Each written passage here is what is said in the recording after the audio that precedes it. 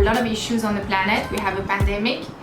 We have a very important movement with Black Lives Matter. Climate change is still, to me, the #1 priority. The idea is to teach our kids how to lower our daily carbon emission. We have a lot of books because as any parents, I want my kids to read. I buy them from 2 bookstores here in KL that only sell French books secondhand. So one is called the Little French House and one is for a charity for orphans with AIDS, which is called Coup de Pouce. But what I'm saying here, French or non-French or English-speaking books, you can so easily buy them secondhand. Here, this is a toy that my mom brought, but this toy was mine when I was a little girl, so it was a classic in France.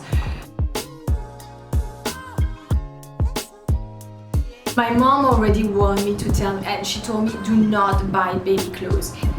Baby clothes 0 to 3, 3 to 6, 6 to 12, 12 to 24 months old, we are all the same. They go so fast, they don't last a long time. I got most of my baby stuff secondhand as well. Once I was done with it, I gave everything to another girlfriend. I passed it on, I told her if they're still good. Some are not good anymore because again, the breast milk stinks too much. But everything else, pass it on, pass it on, pass it on. And then one day on this French Facebook chat, I said, looking for clothes, another French lady told me, Claire, I also have twins and have an oldest who as well is 18 months apart. She said to me, I'll sell you everything. If the tastes are the same, I'll sell you everything you want that my kids have outgrown. From then on, I bought everything from that woman. This is how I did it in Hong Kong. I moved to KL, so I lost this contact. Same thing in KL. French chat, I'm looking for kids this age, I need clothes, I need that. I found another contact. Then that woman moved to London, then another lady, same thing, I'll get you sorted out. Little girl, my clothes come from, her name is Zélie. Then it goes to my 2 daughters, Emily and Charlotte. And then it goes to another little girl named Chiara, who's a daughter of one of my girlfriends, who as well pass it on to another little girl from the school. Our clothes have a whole journey. 2019 has been very big for the Hive and I've been very busy, so I would not even have the time to shop. Doing this saves me a ton of time, saves me a ton of money and removes a massive carbon emission. I only see win-win from that. Hi Claire from Harita. Just want to say it's very comforting to hear you speak about this openly with passion. I hope this good life concept becomes more popular and acceptable in our setting. Way to go. Oh, that's wonderful. Thank you so much. I really appreciate your message, but you need to start doing it at Garden and start making it common. My 3 kids are wearing all secondhand clothes here, and I'm proud of saying that. So here is just to be open about it. You have to explain why, and there is nothing to be ashamed of. Really by leading by example to our children, because our children mimicking us. If you do not quite know about the subject of the impact of fast fashion, I highly recommend you to watch the documentary The True Cost. At the same time, I'm not saying we shouldn't buy from fast fashion. I'm saying we have to be more conscious. People give to charity and they tell me all the time, but Claire, I actually give all my stuff, my kids' stuff to charity. I remember this refugee house in Pudu. They had to dedicate an entire room to all her things. My things, your things we donate to charity.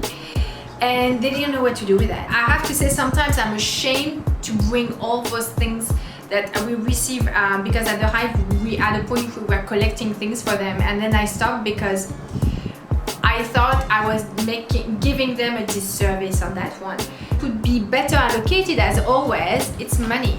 They need money more than our things. Our things, we can easily give our things to a friend or someone who is willing to buy from us and give that money to a charity we choose. I got those 2 beds secondhand too. On my Facebook chat, I said, hey, my babies were moving out of the crib. So at the time we had 3 cribs in the house, all secondhand of course. I'm looking for 2 toddler beds. I was thinking I'm gonna have to grab one here and one here. And that's what I'm saying on this journey, the stars are aligned. Within few days, another parent messaged me saying, Claire, I got 2 IKEA toddler bed. My twins have outgrown it. So my 8-year-old wants to still keep this bed, which is way too small for her. And Charlotte said she wants another bed. This one is as well secondhand. It's as well from Hong Kong. Because my kids never open presents like with the whole wrapping. How we wrapped our present is when I wrap them in my scarves or with my fabric, so we still have the excitement of unwrapping a present, but with, you know, not so much wastage or anything like that. But it's really teaching them to be more conscious of where things come from, how plastic is impacting the planet. Now, when I will have preteen and teenagers, I do not know if it's still possible to do that, but now it's been going on for 10 years for my oldest, and I've been doing this for 8 years for the young one, and there is no frustration. How can we reduce our use of plastic? But the use of plastic is usually for daily use. I'm guessing here is because when you look at the garbage, and mainly the garbage in your kitchen is full of plastic. So this one is very, very tricky. I would say the number one here in Malaysia and in Southeast Asia, you go to the wet markets with all your shopping bags. It's the best way to go. Now, if you shop at supermarkets here, you bring your own mesh bags.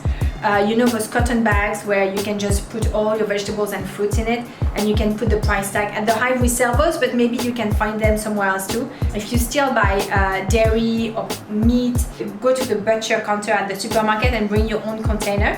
One day I was looking for an organic farmer, and again it was 4 years ago, and it was very hard to find in KL. Even in Hong Kong I had one to deliver to the house. It's been 1 or 2 months now I've been in KL, and I was getting a bit frustrated on my journey because I was contacting those places I saw on the internet, and it was a bit dodgy and stuff. And then one day I had this dinner with a lot of people I didn't know, and one was sitting next to me, and I said, what do you do? Oh, I have an organic farm in Seminye. And then I was like, oh, do you think it's possible that every week you would deliver to me a basket of whatever you have? And they're like, well, maybe we can try. And this is how we tried, and now it's been 4 years, and at the Hive every Tuesday you can get the farmer's basket. For 50 ringgit you get all organic vegetables, and 100% of the money goes back to the farm. Because we lost all the organic farmers or small farmers around the city, it's a great way to get those farmers back, because people make no money in farming. But if we say there is no middleman and 100% of the money goes back to the farmer, people will go back to farming. Yes, Anneline! Hi, I am a lazy mom and like to order food, but the amount of plastic container is gigantic. Choosing for convenience makes me feel guilty. Any tips? If you order food from, let's say, Food Panda, this is not gonna happen. Or Grab Food, it will come with containers. For me, I will stop at Madame Kwan, which is because it's our guilty pleasure at home. It's on my way from Hive Bang Sar to my home. I'll bring my own container, but for Madame Kwan, when you bring container, you have to bring like 5 or 6 containers because it's all different bits and pieces. So it's always a bit complicated, but I do it once in a while.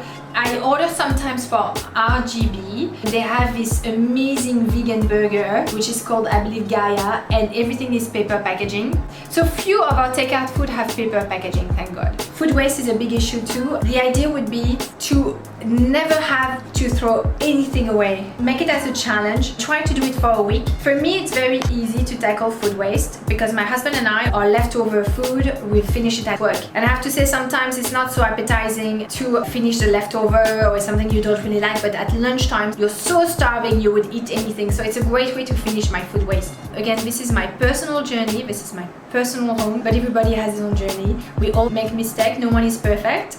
And we are not judging anybody. We all need to practice zero waste, even very, very, very badly. It is important to start and inspire others as well.